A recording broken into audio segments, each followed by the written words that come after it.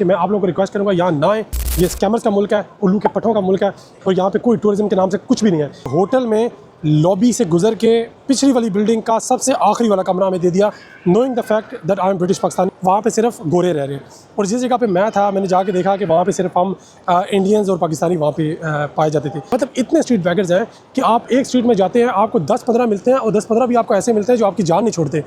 मतलब आप उनसे जान छुड़ा के आगे जाएंगे वो आपके पीछे जाएंगे, आप आगे आगे चलते जाएंगे वो आपके पीछे पीछे चलते जाएंगे। एक से बढ़ के दूसरा बदमज़ा और बेकार खाना था। जो इनके ट्रेडिशनल खाने जो अच्छे खासे एक्सपेंसिव होते हैं वो ट्राई किए, इवेंचुअली ज़ीरो टेस्ट। तो बाकी के जो दिन थे मेरे तकरीबन मतलब 5 दिनों में से जो 3 दिन थे उस मतलब स्टार्टिंग के दिनों में तो ऑफकोर्स मैं वहाँ के खाने ट्राई करता रहा, लेकिन इवेंचुअली ये हुआ कि फिर मैंने मैकडोनल्ड्स और बर्गर किंग के ऊपर जोर दे दिया। जब आप उस इंफ्रास्ट्रक्चर में से बाहर निकलते हैं तो उसके घर इस तरह के हैं कि जिस तरह के घर में आपको इस वीडियो में दिखाने वाला हूँ। मतलब टूटे हुए ऐसा लगता है कि जैसे 1400 साल पीछे आप चले गए हैं। खोते इन्होंने रखे हुए हैं, टूटे फूटे मट्टी वाले इनके घर हैं। तो again end of the talk हबीबी, don't come to Morocco, never.